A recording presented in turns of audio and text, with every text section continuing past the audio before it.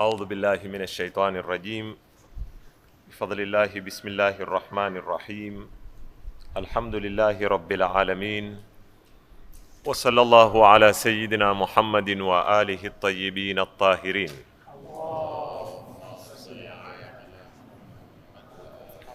اللهم أدخل على أهل القبور السرور، اللهم أغني كل فقير، اللهم أشبع كل جائع، اللهم اكسو كل عريان، اللهم اقضي دين كل مدين، اللهم فرج عن كل مكروب، اللهم رد كل غريب، اللهم فك كل أسير، اللهم أصلح كل فاسد من أمور المسلمين، اللهم اشفي كل مريض، اللهم سد فقرنا بغناك، اللهم غير سوء حالنا بحسن حالك، اللهم اقضي عنا الدين وأغننا من الفقر إنك على كل شيء قدير.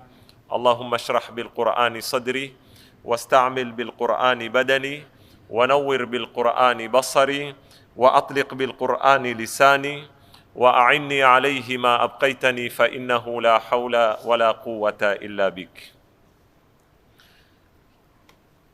يقول الله سبحانه وتعالى: قتل الإنسان ما أكفره، من أي شيء خلقه، من نطفة خلقه فقدره، ثم السبيل يسره، ثم أماته فأقبره، ثم إذا شاء أنشره. صدق الله العلي العظيم. Tuko katika kufuatiliza majibu ya Qur'ani katika kuwajibu wale ambao walikuwa na shaka ya siku ya Kiyama au waliona ni jambo lisowezekana na hatimaye wakakanusha, wakawa watanena hakuna uwezekano wa siku hii. Man yuhyi al-'idhama wa hiya ramim. Tumeonesha dalili jana takriban 4 nilizozizungumza jana za kujibu, ambao sitozirudia kwa kutotaka kukariri. Tukafikia katika dalili ya 5 ambayo tulikuwa tuzungumzia masala ya at-tatawuratul janiniya, yale mabadiliko ya ule mtoto matumboni anavotembea, ambao Mwenyezi Mungu ukitaamali aya zake nyingi katika Qur'ani ameyatumia mabadiliko yale kama dalili ya Kiyama. Katika suratul Hajj Mwenyezi Mungu amewaambia, ya ayyuhan nasu, enyi watu, in kuntum fi raibin min al-ba'th, ikiwa nyinyi muna shaka ya kufufuliwa itakuwaje, fa inna khalaqnakum min turabin, sisi tumewaumba kwa mtanga, thumma min nutfatin, kisha mukawa tone la manii, thumma min alaqatin, kisha mukawa kipande cha damu, thumma min mudghatin, kisha mukawa ni kipande cha nyama. Yani ni zile steji ambazo mimba yapitia katika matumbo ya mama, ambao huenda ikakamilika na huenda ikatisha. Mukhallaqatin wa ghaira mukhallaqa linubayyina lakum wa nuqirru fil arhami ma nasha, tukibakisha katika uzao tukitakacho, na tusichokitaka Mwenyezi Mungu asema kikatoka na kikapita, ila ajalin musamma. Le mimba ina muda maalum na ada ni miezi 9. Thumma nukhrijukum tifla, kisha tukawatoa ni wadogo au ni mtoto mdogo. Thumma litablughu ashuddakum, mukabalighi, mukawa watu wazima. Wa minkum man yutawaffa, kuna na wafao barabarani. kuna watishao matumboni, kuna wazali wao wakafa wakalizijana, kuna wafao wakiwa barobaro, kuna na waishio paka wakawa watu wazima. Wa minkum man yutawaffa wa minkum man yuraddu ila ardhalil umri likay la ya'lama min ba'di ilmin shay'a.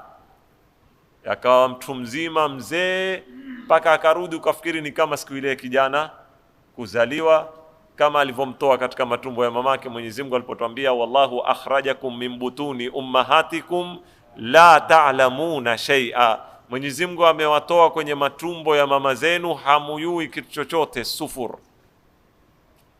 Ule mzee akaishi akarudi kama siku ile alipotoka kwenye matumbo ya mamake, likay la ta'lamu au likay la ya'lama min ba'di ilmin shay'a. Sasa haya yote Mwenyezi Mungu ayaweka mbele yetu, akianza na aya in kuntum fi raibin min al-ba'th. Tazamani mambo haya katika suratul Qiyama. Mwenyezi Mungu Subhanahu wa Ta'ala amuuliza maswali yule aulizao kiyama chawezekana, a idha kunna turaban wa idhaman, nauliza nitakapokuwa mtanga na mifupa mimi nitafufuliwa? Mwenyezi Mungu amrudishia yeye maswali, amwambia awalam yakun nutfatan min maniyin yumna thumma kana alaqatan fakhalaqa fasawwa faja'ala minhu az-zawjayn adh-dhakara wal-untha alaysa dhalika biqadirin ala an yuhyiya al-mauta. Huyo anaituuliza kweli yawezekana kiyama, kweli yawezekana kufufuliwa? Mwenyezi Mungu amwambia hebu rudia history yako. Wewe hukuwa ni nutfa, ni tone linalotokana min maniyin yumna. Yaangalie yale mani na ajabu ya Mwenyezi Mungu Subhanahu wa Ta'ala.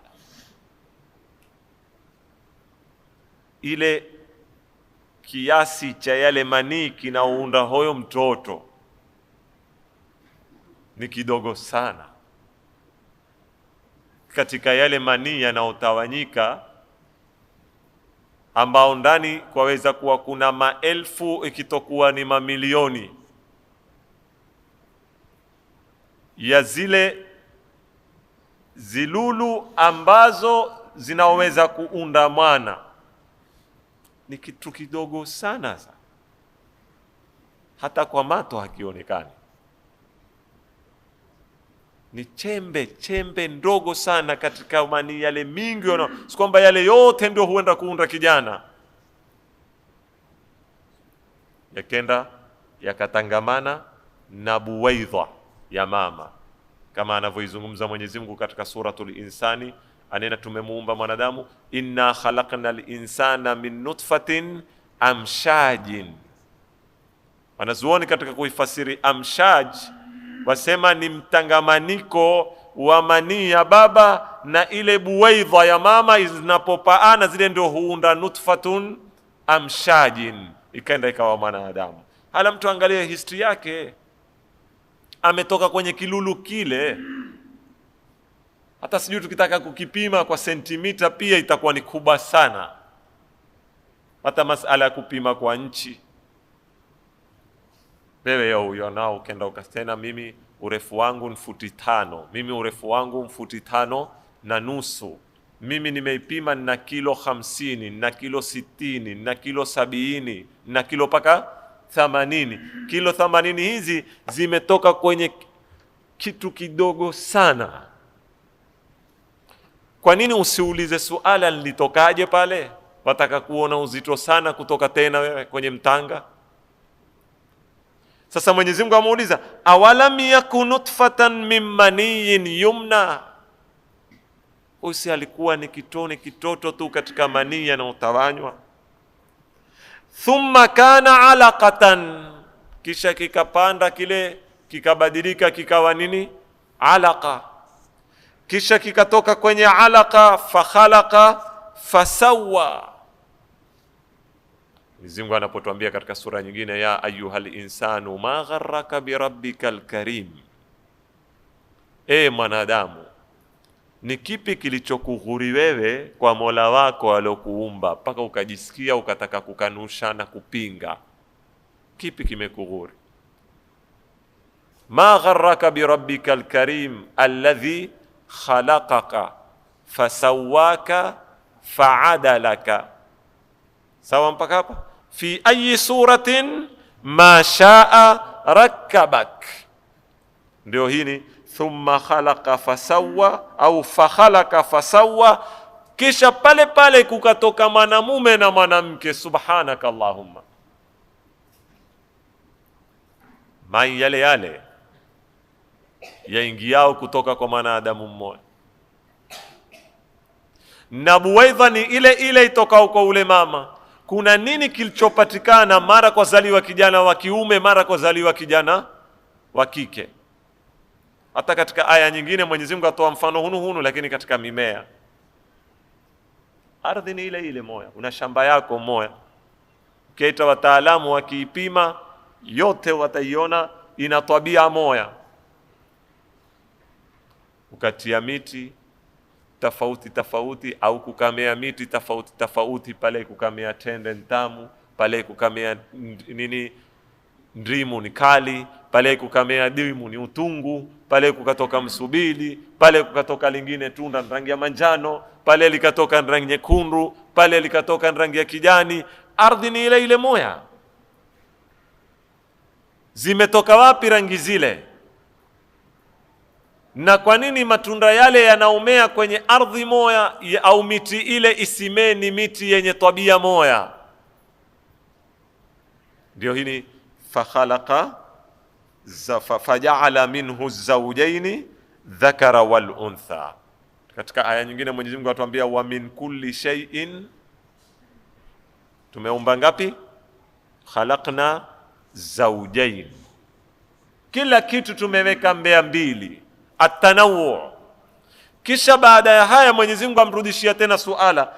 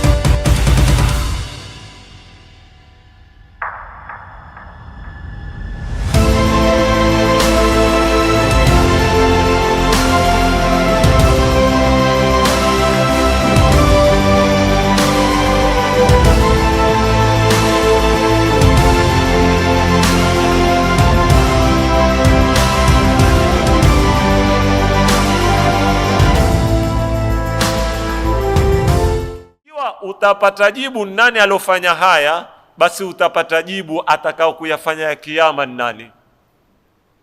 Kwa wewe utakubali, Allahumma ukubali hakuna Mungu, we imani hakuna Mungu, hapo utajadili kiyama ni kupoteza wakati. Lakini wale waulizao kiyama kitawezekana vipi ikiwa na Mungu huko, jiulize alikuleta vipi Mungu? Alaysa dhalika biqadirin ala an yuhyi almauta, alofanya hayo hana uwezo wa kukuregesha? Katika suratu Abasa Mwenyezi Mungu amlaani, anena qutila al-insanu ma akfara, alaaniwe. Qutila inakuja kwa maana ya laana, saa nyingine alaaniwa mwanadamu, ni tabia alonayo iye ya kupenda kukufuru na kukataa neema na kukanusha neema. Auliza nani atakaye kumregesha? Hajiulizi min ayi shay'in khalaqahu, Mungu amemuumba na kitu gani? Min nutfatin khalaqahu faqaddarahu. Hebu leo ule ajiulizao atatoka vipi kaburini arudi maishani, hala aisome. Sasa Mwenyezi Mungu katika aya hii amepiga hatua, asisome tu sasa ile nutfa inapotoka ikenda kwenye alaka, inapotoka ikenda kwenye mudgha. Sasa asome amaliyatul wilada. Kijana anapozaliwa sasa, huzaliwa vipi? Ule kijana katika nyezi zote 9 kwenye tumbo huwa kitu amewekeza yu, maguu yako tini. Iyadi yapo ajali yake ya kuzaliwa, hupoa habari, hupekewa wahi, hufanywa iye zifasiri namna utakazo kuzifasiri. Utamwona ule kijana ye mwenyewe hufanya nini? Huzunguka kitu akaekelea tini, sasa akibashiri kwamba yaumul ba'thi imekurubia, siku ya kufufuliwa. Kwa mantiki yake kwake siku ile siku ya kufufuliwa, ni siku iwatoka katika ulimwengu yuenda katika ulimwengu mwingine. Kisha yaangalia yale Waswahili hunena kuvunda tupa, sio? Ukasikia mwanamke amezie kuvunda tupa, aivunda tupa ni nani? Alopanga tupa ivundike ni nani? Na maana ya kuvunda tupa zaidi, manake wazee majumbani hukwambia mwanamke akisha kuvunda tupa ni maana mwana huwa uko wapi? Huwa uko mlangoni, kwa kadiri ya bishara. La, lakini uvundaji wa tupa uko na kazi zaidi ya kukupa habari mwana uko mlangoni. Ni mai aina fulani yale yanayotawanyika yenye tabia ya mtelezo, ambayo kwanza yakiteremka kwa wingi ule yanavyoisafisha ile ndia ambayo ule mwana uyao kupita, kusiwe na infection yoyote ambayo yaweza kumwathiri ule kijana wakati akija. Ile mai yatangulia yakafagia ile ndia ambayo ule mwana ataka kupita, ili kukiwa na zitu zozote ambazo zaweza kumuathiri ikaondosha zitu kama zile.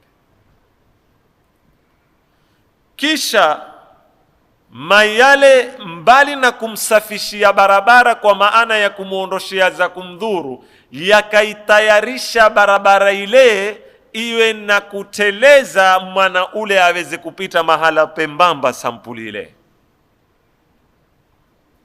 pasiwe pakavu. Ndio hii taisiru sabili anavyoizungumza Mwenyezi Mungu hapa aliponena qutila al-insanu ma akfara min ayi shay'in khalaqa min nutfatin khalaqahu faqaddara thumma as-sabila yassara. Kisha ile ndia, ile barabara ya kupita ule mwana akaisahilisha Mwenyezi Mungu aweze kupita. Subhanallah. Leo wewe ukiketi ukiangalia ile mahbali ya mwanamke, ile ndia anaupita ule kijana katika hali yake ya maumbile, mahala hupita mwana ule, na akapita pale na asife aliyemtukua ule kijana, isipokuwa kwa kuna ajali, wala akisife chenye kutoka isipokuwa ikiwa ni ajali yake afe pale, lakini akatoka kwa hali ya kitabia. Kisha wewe wauliza atatoka iye makaburini? Mwenyezi Mungu akwambia kama alivomtia ndani ya matumbo akamtoa, kisha amaliza akwambia thumma amatahu fa akbara thumma idha shaa anshara. Kama alivyoitia mimba katika matumbo na akamtoa mwana matumboni, ndivyo atakavyokumtia mwanadamu kaburini na atakavyokumtoa kaburini siku ya Kiyama. Ndio nikawaambia yana, Kiyama kiko mbea mato yetu kila siku, katika kila kitu kuna Kiyama. Mifano ya Kiyama kila kitu, kila siku tuishi kwenye Kiyama. Katika aya ya mwisho nimalize hii nukta. Katika suratul Mu'minun Mwenyezi Mungu atuambia walaqad khalaqnal insana min sulalatin min tinin thumma ja'alnahu nutfatan fi qararin makinin thumma khalaqna an-nutfata 'alaqa fakhalaqna al-'alaqata mudgha fakhalaqna al-mudghata 'idhaman fakasawna al-'idhama lahma thumma ansha'nahu khalqan akhar fatabarakallahu ahsanul khaliqin. thumma innakum ba'da dhalika lamayitun thumma innakum yawmal qiyamati tub'athun. Mimi nachotaka mimi mutaamali, mkisoma aya hizi za kueleza kijana anavyoumbwa, utaziona takriban zote zikifika mwisho humaliza kwa kiyama. Takriban zote ukizifuatilia katika sura mbalimbali utaona zikisikilia mwisho lazima kutajwe nini? Kwa sababu Mwenyezi Mungu azitumia hizi ni dalili za kukuonesha vipi kitakuwa kiyama. Ndio hapa Mwenyezi Mungu baada ya kueleza nutfa ikawa mudgha ikatiwa nyama, ikatiwa mifupa, akawa kiumbe kamili, akazaliwa, mwisho akakwambia Mwenyezi Mungu fatabarakallahu thumma innakum ba'da dhalika lamayitun, kisha mtakufa, thumma innakum yawmal qiyamati, kisha siku ya kiyama mtafufuliwa, kama ithbati ya kuthibitisha kiyama. Nitatosheka na hapa, niende katika bahthi nyingine, lakini napenda tu kunena kitu kimoja katika haya masala ambayo nayo. Hii fikra ya kijana matumboni ni fikra muhimu sana katika kufahamu ulimwengu wa kiyama, na kwa kiasi ambacho tukiweza kuifahamu fikra hii kwa vizuri sana, tutaweza kuepuka matatizo mengi ambayo Mwenyezi Mungu Subhanahu wa Ta'ala mwanadamu huweza kuyafikiria. Kama mathalan jana niliwaambia sisi leo tunataka kukisoma kiyama na bado hatuyangia kazi. Tutakatumaliza hii nukta, tuingie kwenye mauti, tuingie katika kumweleza mwanadamu baada ya kufa ataishi vipi, ule unaoitwa alamul barzakh, nini kitakachokuendelea pale. Tukisha kufika hapa, tukisha kutoka kwenye mauti, tukianza kuzungumza alamul barzakh, tukianza kuzungumza siku ya kufufuliwa, tukianza kuzungumza hisabu, tukianza kuzungumza sirati, sijui nini, utaona tutapata tabu sana katika mawasiliano kati yangu mimi na nyinyi, kwa sababu nyinyi mutakuwa yote muyasikizao mwaziregesha habari zote katika store mulionayo ya maarifa katika akili yenu, ambayo store mulionayo hamuna mfano zaidi ya dunia, hamuyaona zaidi ya nini? Ya dunia. Mimi na nyinyi mwaka yuzi niliwahi kutoa kiswa, sijui mwaka yana, cha ule mtu alozaliwa tongo, akizaliwa na mamake amezaliwa ni tongo. Kwa bahati mzuri siku hiyo papa akapata mato ghafla. Alipopata mato, kilioko mbele yake kikawa ni jogoo. Pona akamuona jogoo, kauliza unani, akaambiwa ni jogoo. Kisha papa akarudi akakosa mato, hakubahatika kuona zaidi ya jogoo. Sasa akawa akitangamana na wendani wake, akisikia hunena, jamaa hunena pale barabarani kuna mbuyu mkubwa sana, anambia kama jogoo. Jamaa akinena fulani bwana amejenga nyumba kubwa sana, ye huuliza kama jogoo, kwa sababu katika dhihni yake, katika store ya maarifa yake hana picha zaidi ya nani. Kwa hivyo chochote anachokipata ataka kukipima kwa jogoo. Ndio tabu yetu sisi tulionayo ulimwenguni. Sisi tunaona tulioyaona sisi ulimwenguni, japokuwa ni mingi, ni kidogo sana katika tuyayuao, ni kidogo sana katika aliyoyaumba Mwenyezi Mungu sana. Tena ndugu zangu, wama utitum min alilmi illa qalila. Sasa shida, tukitaka kuzungumza ulimwengu wa akhira, tutataka kuweta kupima na zipimo zetu. Ndio yana nikawaambia ni mfano wa ule kijana aliyoko matumboni, utake kumfahamisha yaliyoko ulimwenguni, atayafikiria vipi? Hebu niambia. Mwambie huku kuna gari, mwambie huku kuna kitu wankuliwa mobile, aweza kuwa mtu uko kwa huku na mwingine uko kwa tano. na huzungumza na hakuna waya katikati, hakuna chochote, mwasikizana. Au kama mfano mwingine, yana moya anambia mimi tuwajalie wale vijana mpata, si wewe sasa huku wataka kumwambia, pengine wewe umeyaona huku ngaa humwambia. Hii ikiwa tuambiao ni Mungu ayayua yako vipi? Jalia vijana mpata matumboni, wataka kuambiana wao kwa wao, leo mwambie wayua twenda wapi sisi? Namba kwa twenda wapi? Kumwambia bwana sisi tuko hapa kwa muda wa miezi 9. Na sasa tushamaliza miezi 4 5. Bado mingapi? Kama 5, kuna kiyama kitasimama. Kutaanda gharqa hapa ndani ya hiyo utumbo, kutapasuka bahari zo. Yeye wao watakuwa huona bahari zile kupasuka tupa, umefahamiana? Tutaoga ogeshe kuande kila sampuli, tutatoka twendao mahali. Toba, hebu fikiria kile kizazi kinachowatukua wale kijana, ukikipima kwa square meter inaweza kupa ngapi? Hata square meter ni inchi ngapi kwa pana na urefu? Ndio ulimwengu wao wote. Sasa wewe unataka kufahamu kwamba la sisi twendao kwenye ulimwengu, na ulimwengu ni mkubwa sana. Kumegawanywa kwa makara, kuna Afrika, kuna Afrika. Kama uliambia baba mimi na senti nyingi, huya hapa tele. Yaani wakitaka kupima hiyo Afrika wataambia kama huu uzao wetu mara milioni ngapi, sijui watanena yao tabidi. Yaani hata hisabu hazikubali. Sasa sisi ndivyo twendavyo kwenye ulimwengu tutakao kuukisi kwa huu ulimwengu mdogo sana mbele ya akhira. Huu ulimwengu tunaoishi ni mdogo sana mbele ya ulimwengu wa akhira. Na hapa ndipo tunapotaka tuwe na hadhari katika kuyapima mambo haya. Sasa mpaka hapa Mwenyezi Mungu Subhanahu wa Ta'ala amewajibu hawa kwa jamii. Mbali na zile aya ambazo zazungumza kuthibitisha mifano imezotokea katika tarikhi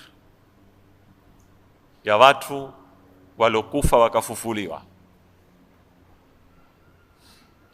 Ingawa masala haya pengine mtu anaweza kunambia yataka mtu tayari ambaye ashaamini Qur'ani ndio azifanye hizi ni dalili. Tukua mfano wa ashabul kahf. Naambia utakavyo, naambia walilala, walikufa, hakuna usindizi ule. Si usindizi wa kawaida ule. Kama sijanena wamekufa, lakini pia si usindizi wa kawaida. Ni sampuli ya kiyama kiko pale. Bao Qur'ani yatuambia walabithu fi kahfihim 300 sinina wazdadu 9. Waliketi katika lile pango miaka 300 na wakazidisha 9. Toba nimeifasiri suratul Kahfi iko kamili katika kaseti zake katika hii masala wazdadu 9.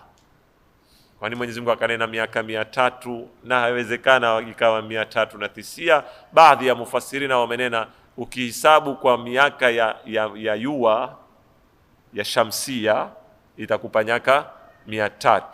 Ukihisabu kwa nyaka za mwezi za hijiria itakupa 390, kwa sababu ya ile gap iliyoko. Mwaka wa miladi ni mkubwa kwa takriban siku ngapi?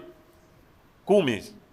Ile ni miaka 365 na kitu, na hii ni miaka 355 na kitu. Kwa hivyo kila mwaka una tofauti ya siku 10. Kwa hivyo ukizipiga zitakuja hizo hesabu hizo. Ala kulli hal, sasa ndio Mwenyezi Mungu akanena wazdadu 9. Hii kiyama walikuwa hawanui, hawafanyi chochote. Kazi tu alikuwa akiwafanya Mwenyezi Mungu kubwa ni kuwazungua. Wa nuqallibuhum dhata al-yamini wa dhata ash-shimali. Kwa sababu ule mwili la utaketi kwenye mtanga, na wale walikuwa hawakulala kwenye godoro wala kwenye jambi. Walikuwa walele kwenye nini? Kwenye jabali. Walulu wangeula ule mwili. Ni mtwa ni nani? Sasa kukaakilishwa malaika, ikawa kila baada ya muda ile miili yao lazima ifanywe nini? Izunguliwe bila ya wao kutambua. Hapa ndipo nataka mtaamali kwamba usindizi ulikuwa si wa kawaida. Alala usindizi wa kawaida huizungua mwenyewe. Alala usindizi wa kawaida huizungua mwenyewe kitandani. Talala ye mwenyewe akihisi amechoka ndani ya usingizi bila ya kufahamu, akaizungua upande wa pili. Labda wewe umechoka mno, sikio ukamsikia mtu mkwambia yeye umelala kama kigogo, ile nana niloweka kitwa ndio namna ndio shtuka, ni nadira yani. Sasa Mwenyezi Mungu atuambia wanuqallibuhum dhata al-yamini wa dhata ash-shimali. Tukue Uzair wengine wanena ni mtumi, wengine wanena ni rajulun salih, ameelezwa kwenye Qur'ani ni katika manabii wa Bani Israila. Ule alipita kwenye kijiji, sijui kijiji kilikuwa kimeangamizwa, au alipita kwenye kijiji hakina mtu, watu wote wamekufa, mimea imekufa, kampita tu kwenye suala, Mwenyezi Mungu atauhuisha vipi? Anna yuhyi Allahu hadhi, sawa? Vipi Mwenyezi Mungu atahuisha haya? Pale pale faamatahu Allahu mi'ata amin, Mwenyezi Mungu akamuua kwa miaka 100. Miaka 100 si matezo jamaa, kuinena mdomoni ni rahisi, kuihisabu. Kisha akamfufua, kisha akamuuliza baada ya kumfufua, kam labithta, baina ya kufa mpaka kukufufua wewe wafikiri umepita muda gani? Akamwambia wallahi labithtu yawman au ba'dha yawm, sema nafikiri ni siku kamili, au kama masaa 24 mimi ndio mmelala, ama ni nusu ya siku. Kama pale ulalapo ukafikiri umelala dakika 5 na kumbe umepitiwa pengine na masaa 20. Qala labithtu yawman au ba'dha yawm, Mwenyezi Mungu akamwambia la, miaka 100. Lakini kaangalia chakula chako tumekihifadhi, hakikuharibika. Na hizi ndio zilizomdanganya ule, akaona labda ni yana tu kwa yeo, sababu alipeka ito akamwangalia punda wake huko pale pale. Sawa, mpaka hapa alikuwa utukuzie punda, alikuwa upende punda alikuwa utukuzie na kikapu cha chakula chake huko kwenye safari zake, akiangalia chakula chake kiko sawa, punda wake uko pale pale alipomfunga na kamba. Sasa ni usindizi tu labda yana na yeo, katika kipindi ambacho Mwenyezi Mungu alimtia katika mauti ya miaka 100 kisha akamfufua. Hii iko katika tarikh. Mifano nilowapigia ya Banu Israila ambao Mwenyezi Mungu aliwaangamiza kisha akawahuisha kwa dua ya Nabii Allah Musa, ikieleza yana wale waliotoka nao. Pia kuna na wale waliokimbia mui hadhara almaut, iko hii aya. Sema mufassirina, kuliingia maradhi ya kuambukiza kwenye mui katika mii ya Bani Israila. Wale wenye uwezo wakawa huyakimbia yale maradhi, kutoka kijiji wakiingia kijiji, yakiingia kwenye kijiji kile hutoka wakakimbia, maradhi huja yakawatukua wale fukara wasojiweza wote hufa. Ndio walioambiwa waliotoka kwenye mii hadharal maut, wakikimbia mauti, wakitahadhari mauti, Mwenyezi Mungu kisha akawaua na akarudi akawafufua, akiwaambia kiyama kitakuwa namna hii. Mifano ni mingi ambayo iko katika tarikhi. Mfano wa Nabii Allah Ibrahim alipoonyeshwa namna ya kuwatukua wale tuyur, awakatekate, awaweke zipande pande. Nimeshiria aya kama hizi, fasurhunna, kisha waite. Hii ni mifano katika Qur'an. Kisa cha Al-Baqara ambao suratul Baqara imeamkuliwa, nimewaelezea pia kwa ufupi. Baada ya kuuawa ule mtu, Mwenyezi Mungu akawaambia tindani ng'ombe, kisha itukueni ile nyama mumpije nayo ule maiti. Ule maiti baada ya kupijwa ile nyama pale pale akainuka, akasimama, akanena aliyeniua ni fulani, kisha akarudi akafa. Ndio ikaitwa ile sura ni suratul Baqara. Hizi ni zitu zirefu ambazo sitaki kuzisimama nazo sana. Twende kwenye kichawanyo cha pili. Tumenena masala ya Qur'ani kuthibitisha kiyama yako na aya sampuli mbili. Kuna aya za jibu ambazo ndo hizi tulikuwa tukizisoma, za wajibu wale wakanushao kiyama au wale waonao kiyama ni kizito. Kisha kuna aya sasa za thibitisha kiyama, mbali na kuangalia uko mwenye kupinga au hakuna mwenye kupinga. Kwa ibara nyingine, Aya tulizozisoma sisi zatuambia lawezekana, lakini si lazima. Aya tutakazo kuzisoma sasa zitatuambia ni lazima kiweko siku ya Kiyama, na kutoweko siku ya Kiyama kuna upungufu mkubwa itakuwa katika sifa za Mwenyezi Mungu Subhanahu wa Ta'ala. Ni wajibu. Hizi ni dalili ambazo nitajaribu kwenda na nyinyi kwa kadri ya uwezo wa kuzipokea, kwa sababu zingine ni dalili zina undani sana katika kuelezwa. Dalili ya kwanza, hii ni dalili kila mahali na nimeisherehe katika darasa nyingi mimi nilozitoa hapa, hata katika darasa ya ndoa. Fitra, maumbile ya mwanadamu yathibitisha kiyama. Maumbile ya mwanadamu, akisikiliza mwanadamu ndani ya hisia zake apata mwito wa kiyama ndani ya hisia zake. Ingawaje hisia hizi za kimaumbile mwanadamu hukosea mara nyingine katika kuziitika. Haya yako mifano mingi, lakini kukosea kuitikwa hisia hizi haimaanishi kutokuweko hisia kama hizi, wala kuwa ni hisia hazina msingi. Mathalan, hisia ya Mungu, mwanadamu hawezi kuketi bila ya imani ya kuamini Mungu. Hii ni fitra.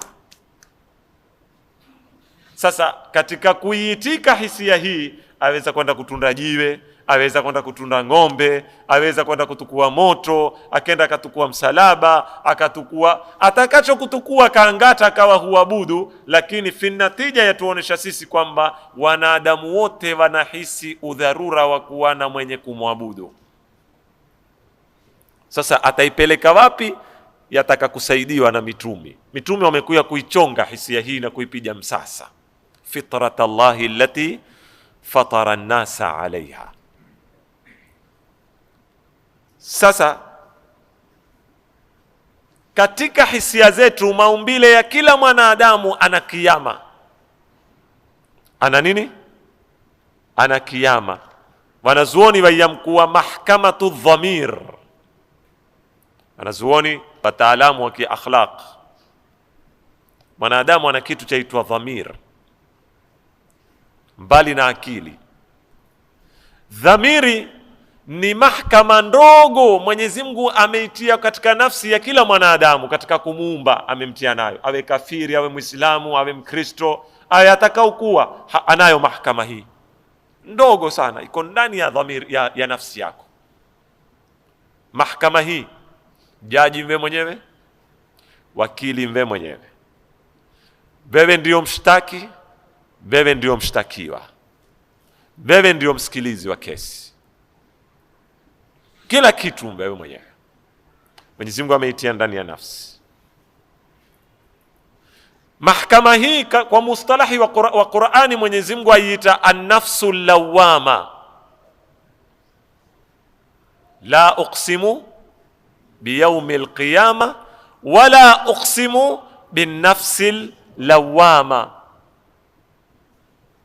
Takuta kila mwanadamu anapofanya kosa, ndani ya dhamiri yake yamwambia na yamhukumu na yamuuma na yamwambia wewe umefanya kosa. Hata tuhadaa sisi wengine, ataifanya nde, lakini akiketi pweke, akiipa nafasi dhamiri yake kuzungumza, atajiona yuwapandishwa kirimbani. Taban hufa hii. Ukiilalia, ukiwa ukisikiza, ndio pale huambiwa khatama Allahu ala qulubihim au qad qasat qulubuhum, nyoyo zao zimesusua. Sasa mahakama hii iangalie Mwenyezi Mungu katika sura niloisoma katika Kiyama. Mwenyezi Mungu ameziweka pamoja hizi mahakama mbili, anena la uqsimu biyaumil wala uqsimu bin nafsil lawama. na apa kwa siku ya Kiyama, yani siku ya mahkama ya Mungu ya kihakika, na apa kwa mahkama niloimeza katika dhamiri ya kila mwanadamu. Na ukifahamu mahkama hii ya kupeleka kwenye mahkama ya nini, ya siku ya Kiyama. Kivipi? Kwa sababu kila mwanadamu ajiuliza, ikiwa mimi mwenyewe nikifanya kosa nasikia na hukumiwa na dhamiri yangu, hii dhulma inaoendelea duniani itapita hivyo hivyo tu bila ya kuhukumiwa? Yani kama dalili itakazokuja nyingine, sitaki kuzitanganya, hizi dalili hufanana. Yani kutashukwa sarka alojepa na alojepewa, sute ya mashikio yetu mkaburini tu kwisha. Alonyang'anya mnyang'anyi na mwenye kunyang'anywa kutashukiwa sarka, yatapita tu. Alodhulumiwa abaki amedhulumiwa, na dhalimu abaki mdhalimu. Tusende kwenye kuswali na kufunga. Haina mtu atakwambia mimi siamini dini kamwe, sitaki kuswali, sitaki kufunga. Lakini tuwe tuamini dini, hatuamini dini, tukubaliana sute, hakuna katika ulimwengu wadhulumu wengine na wadhulumi wao. Hawa wote wataisha yao tu. Ikiwa mahkama iko ndani ya dhamiri hapa ya kuuma, istoshe, nani asopenda kuishi? Ala sasa yao tufanyeni kura, atakao kufa na asotaka kufa. Tutapata kura ya maoni hiyo? Tutapata wapendao kufa? Kihakika yani Mwenyezi Mungu amenena sasa na kuangalia, atakao tambakisha sotaka atakwenda zake, atampeka zake. Kufanywe referendum sasa ya watarajia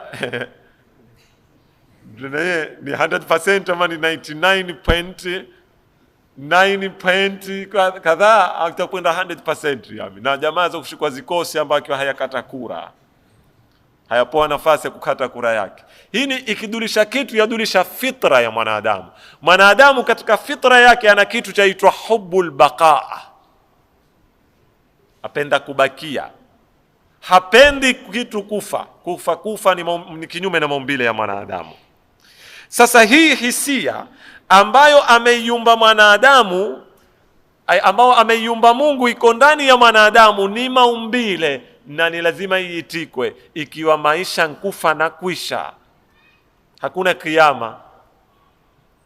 Yani kutoweko kiyama ni kinyume cha hisia za mwanadamu za kimaumbile, bali kuweko kiyama ambao kina sifa cha khalidina fiha. So mwanadamu yuhibbu albaqaa wal khulud, mwanadamu hapendi kufa.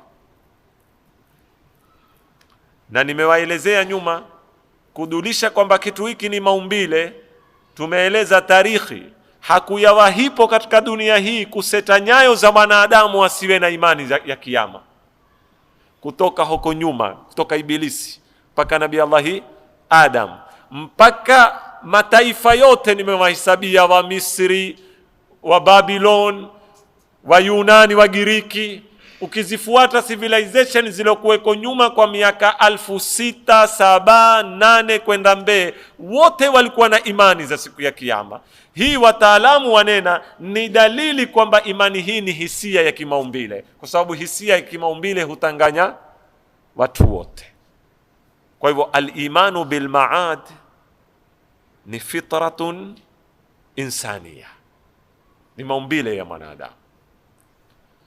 Pili, kuamini siku ya kiyama ndiyo hikma ya Mwenyezi Mungu kutimu.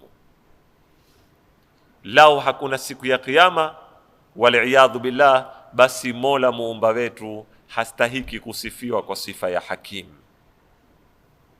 ambayo ni katika sifa yake.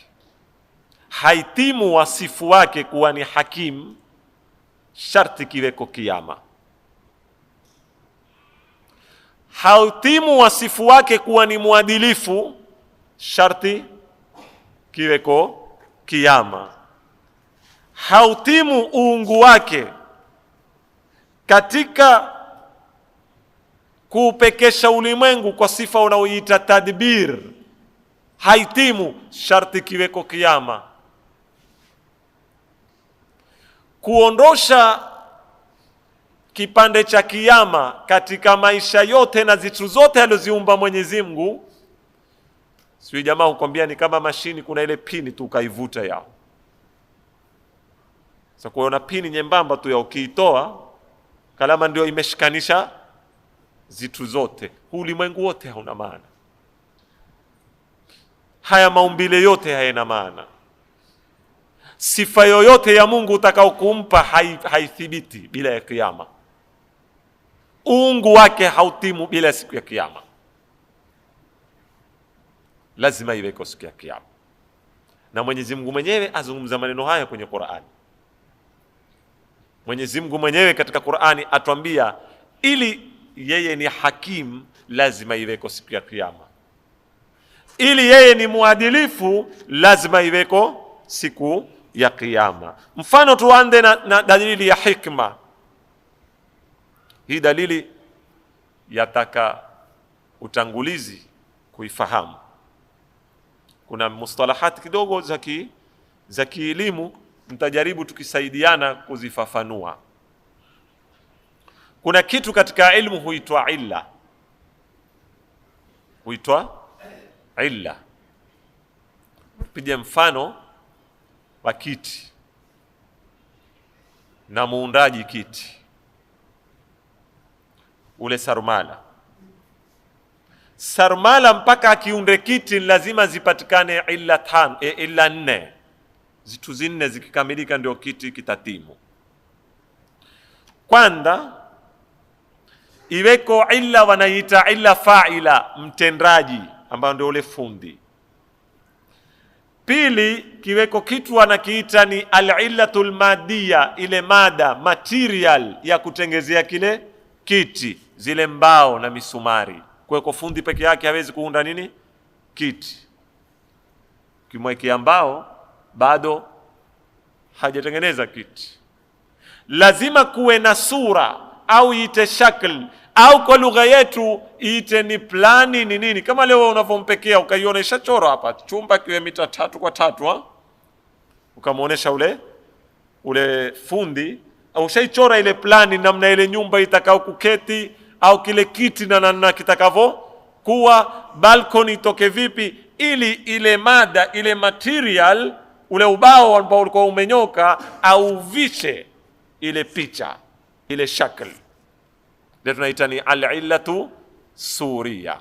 Bado kwa hivyo muundaji, mbao na misumari ya kuundia, shakli ya kuvishwa ile mbao itukue nini ile. Mwisho ukiulizwa huunda kiti kunani? Huunda kiti kunani? Na huunda tu, yawezekana? Hakiundwi tu. Huunda kiti nitaka kuketia. Hii inaitwa al-illatul ghaiya. Lengo na shabaha. Usipuze lengo kana lakini lengo imechangia nini? Imetambao, imeta misumari. Lengo ndiyo imekusukuma wewe ukenda kwa fundi ukampa senti ya kutengeze kiti. Na lengo ndiyo limemsukuma fundi akakitengeza kiti kwa sababu ataka senti kufanya nini? Kupata maisha. Lau utaliondosha lengo, hakuna atakayekutaharak katika sisi. Sawa mpaka hapa jamanini? Hizi ni illa ngapi?